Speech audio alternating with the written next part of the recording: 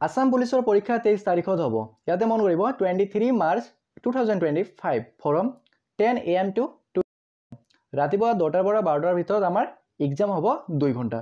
so finally notice মুকলি কৰি দিয়া হৈছে অফিচিয়াল নোটিস যেটো বহুতে কৈ আছে বা নোটিসখন ভাইরাল হৈ আছে আসলে এই নোটিসখন আমাৰ ৰিয়েল হয় নে ফেক হয় যদি আমাৰ ৰিয়েল নোটিস হয় তেনেহলে অসম পুলিচৰ অফিচিয়াল ওয়েবসাইট যেটো আমি শৰ্ট ফৰ্মত SLPRB বুলি কোৱা হয় সো কিয় নোটিসখন আপলোড কৰি দিয়া নাই কিয় নোটিসখন মুকলি কৰি দিয়া নাই সো নোটিসখন কৰ পৰা আহিল কেনেকৈ আহিল আৰু নোটিসখন ৰিয়েল হয় নে ফেক হয় আজি আমি ইয়াত কিছুমান গুৰুত্বপূৰ্ণ কথা আলোচনা কৰিম সো আপোনালোকে ভিডিওটো স্কিপ নকৰাকৈ চাই থাকিব আৰু যদিহে আপোনালোকে আমাৰ চেনেলটো নতুনবাৰ কাৰণে ভিজিট কৰিছে তেনেহলে প্লিজ চেনেলটো সাপোৰ্ট সাবস্ক্ৰাইব এন্ড ফলো কৰিব নাপাহৰিব ইয়াতে মন কৰিব সো স্পষ্টভাৱে লিখা আছে The schedule of the written test shall be as follow যেহেতু আমাৰ দুটা স্টেপত নোটিসখন মুকলি কৰি দিয়া হৈছে ইয়াতে 1 নম্বৰত লিখা আছে মন কৰিব নেম অফ দা পোষ্ট আৰু ইয়াতে লিখা আছে ডেট অফ এক্সামিনেশন ইয়াতে মন কৰিব 144 post off sub inspector UB Assam police 51 post off sub inspector AB Assam police commando battalion আৰু ইয়াৰ পিছত 7 post off sub inspector of police 1 post off assistant so এইখিনি পোষ্টৰ আমাৰ যিখিনি SI লেভেল ভ্যাকেন্সি আছে এইখিনি পোষ্টৰ আমাৰ এক্সাম হ'ব 5 জানুৱাৰী 2025 আৰু আমাৰ এই SI নোটিসখন স্পষ্টভাৱে মুকলি কৰি দিয়া হৈছে আমাৰ অসম পুলিচৰ অফিচিয়াল ওয়েবসাইট যেটো আমি শৰ্ট ফৰ্মত SLPRB বুলি কোৱা হয় সো আপোনালোকে নিজে গৈ নোটিসখন চাব পাৰিব স্পষ্টভাৱে নোটিসখন আপলোড কৰি দিয়া আছে যে আমাৰ 23/12/2024 তাৰিখৰ পৰা আমি নিজৰ এডমিট কাৰ্ডখন ডাউনলোড কৰিব পাৰিম আৰু ফাইনালি 5 জানুৱাৰী 2025 তাৰিখত SI লেভেল পদখিনিৰ এক্সাম হ'ব ওকে এতিয়া মন কৰিব ইয়াতে সেকেন্ড স্টেপটো কি লিখা আছে 1645 post of constable UB and 2300 post of constable AB in Assam Police লগতে 1 post of constable UB in APRO 114 post of constable UB and 1 post of hills area and 58 post of boatman in Assam Police 654 post of Assam Police constable driver ইয়াৰ পিছত আমাৰ আছে 204 post of constable Assam Police আৰু লগতে ইয়াতে লিখা আছে 2 post of constable আমাৰ dispatch rider 2 post of constable messenger আৰু 2 পোষ্ট অফ কনস্টেবল আমাৰ কাৰ্পেন্টাৰ ইন APRO ইয়াৰ পিছত লিখা আছে আমাৰ 269 post of constable grade 3 under DGCD and CGSG Assam ইয়াৰ পিছত 262 post of constable police communication ইয়াতে আমাৰ 3 পোষ্ট অফ কনস্টেবল ড্রাইভার আছে 9 post of constable dispatch rider 2 post of constable handyman and amar 14 post of constable messenger 3 post of constable carpenter in APRO logote 1 post of sub officer 39 post of emergency service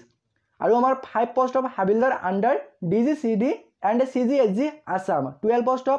civil defense aru logote amar 2 post of dresser under DGCD and CGSG Assam aru 1 post amar nurse 2 post amar laboratory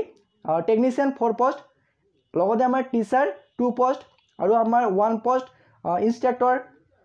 tractor যেটো আমাৰ operator আছে so এইখিনি পোষ্টৰ বাবে finally আমাৰ যেহেতু পৰীক্ষা 23 March 2025 তাৰিখত হ'ব এই নোটিসখন আমাৰ মুকলি কৰি দিয়া হৈছে বা নোটিসখন ভাইৰাল হৈ আছে বা যেহেতু সকলোৱে ভিডিও বনাই আছে যেহেতু আমাৰ অসম পুলিচৰ অফিচিয়াল ওয়েবসাইট যেটো আমি শৰ্ট ফৰ্মত SLPRB বুলি কোৱা হয় সো তাতে আমাৰ নোটিসখন আপলোড কৰি দিয়া নাই নোটিসখন মুকলি কৰি দিয়া নাই কিয় নাই আৰু নোটিসখন কৰ পৰা আহিল যেহেতু এই নোটিসখন আমাৰ ডিপাৰ্টমেন্ট হিচাপে মুকলি কৰি দিয়া হৈছে যেনেকুৱা আমাৰ আগতীয়াকৈ সিস্টেমটো বেলেগ আছিল আমাৰ যিকোনো নোটিসে অসম পুলিচৰ অফিচিয়াল ওয়েবসাইটত আপলোড কৰি দিয়া হয় কিন্তু আগতীয়াকৈ এইবাৰ আমাৰ সাপোজ এক্সাম্পল যেহেতু কেইদিনমান আগতে আমাৰ আসাম পুলিচৰ PST and PAT এক্সাম হৈ গল সো ফাইনালি আমাৰ নোটিসখন মুকলি কৰি দিয়া হৈছিল এখন নোটিস SP অফিসত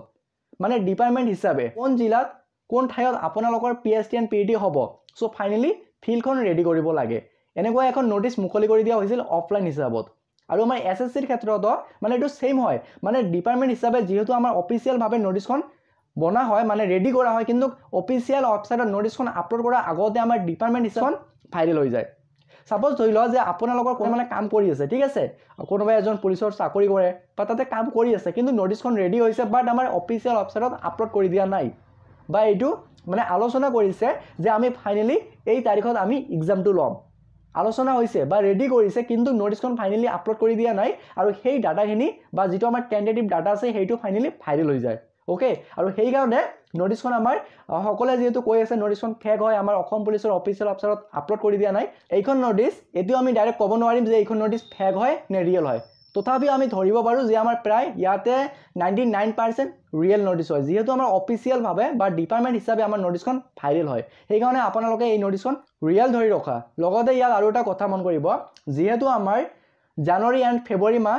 আসাম পুলিচৰ ড্ৰাইভিং টেষ্টটো হ'ব আৰু মই যেহেতু আগতীয়াকৈ এটা ভিডিঅ' আপলোড কৰিছোঁ ভিডিঅ' এটা প্ৰভাইড কৰিছোঁ মই স্পষ্টভাৱে তাতে কৈছোঁ যে আমাৰ ফেব্ৰুৱাৰী মাহৰ লাষ্ট উইকত নহ'লে আমাৰ মাৰ্চ মাহত 100% অসম পুলিচৰ এক্সাম হ'ব যেহেতু আমাৰ জানুৱাৰী মাহ আৰু সেইফালে ফেব্ৰুৱাৰী মাহ মানে জানুৱাৰী মাহত আমাৰ অসম পুলিচৰ যেটো ড্ৰাইভিং টেষ্ট আছে সেইটো হ'ব লাগিব ফাৰ্ষ্ট টাইম তাৰ পিছতে আমাৰ সকলোৰে এক্সাম হ'ব যেহেতু মই ইয়াৰ ওপৰত অলৰেডি এটা ভিডিঅ' আপলোড কৰিছোঁ আৰু ফাইনেলি চাওক হৈ গ'ল যে আমাৰ এক্সামটো মাৰ্চ মাহত হ'ব এতিয়া অপেক্ষা কৰা সো ফাইনেলি আমাৰ অসম পুলিচৰ অফিচিয়েল ৱেবছাইটত ইমিডিয়েটলি নোটিছখন আপলোড কৰি দিয়া হ'ব সো নোটিছখন এতিয়া আমি ডাইৰেক্ট ফেক ক'ব নোৱাৰো আকৌ ৰিয়েল ক'ব নোৱাৰো কিন্তু ৰিয়েল নোটিছ ইয়াত আমাৰ প্ৰায় 99% ইয়াতে আমি 100% ধৰিব পাৰো যেহেতু নোটিছখন আমাৰ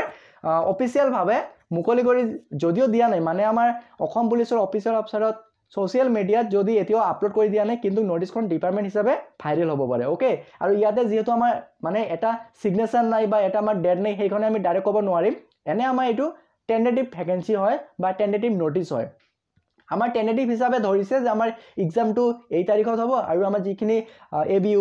লগতে বহুত বিভিন্ন ধৰণৰ পদ আছে এইখিনি পদৰ আমাৰ এক্সামটো ফাইনেলি 23 মাৰ্চ 2025 তাৰিখত হ'ব এতিয়া এই এক্সামটো আমাৰ অলপমান আকৌ পিছুৱাব পাৰে বা আগুৱাব পাৰে সেইটো বেছি ডাঙৰ কথা নহয় যেহেতু এই নোটিছখন আমাৰ ফিক্স নহয় যদি আমাৰ ফাইনেলি ফিক্স হ'লেহেঁতেন সো ফাইনেলি অসম পুলিচৰ অফিচিয়েল ৱেবছাইট যেটো আমি শৰ্ট ফৰ্মত SLPRB বুলি কোৱা হয় সো তাতে আপলোড কৰি দিলে হয় সেইকাৰণে আমাৰ আপলোড কৰি দিয়া নাই যেহেতু নোটিছখন এতিয়াও আমাৰ সঁচা মানে এইটো যে হ'বই এইটো তেনেকুৱা ধৰণৰ কথা নহয় এই তাৰিখত আমাৰ 23 মাৰ্চ 2025 তাৰিখত আমাৰ পৰীক্ষাটো নহ'ব পাৰে অলপমান কম বেছি হ'ব পাৰে সেইটো বেছি ডাঙৰ কথা নহয় কথাটো ক্লিয়াৰ হৈ গ'ল লগতে মই ভিডিঅ'টো আৰু বেছি দীঘলীয়া নকৰো লগতে কিবা যদি ক'বলগীয়া থাকে তেনেহলে কমেন্ট কৰি জনাব আৰু আমি কাটঅফৰ ওপৰত নেক্সট ভিডিঅ'ত কথা পাতিম সো আজিৰ কাৰণে এইটো আছিল এটা গুৰুত্বপূৰ্ণ ভিডিঅ'টো যদি ভাল পালে তেনেহলে সকলো বন্ধু বান্ধৱীকে শ্বেয়াৰ কৰিব লগতে চেনেলটো সাপোৰ্ট সাবস্ক্ৰাইব এণ্ড ফলো কৰিব নাপাহৰিব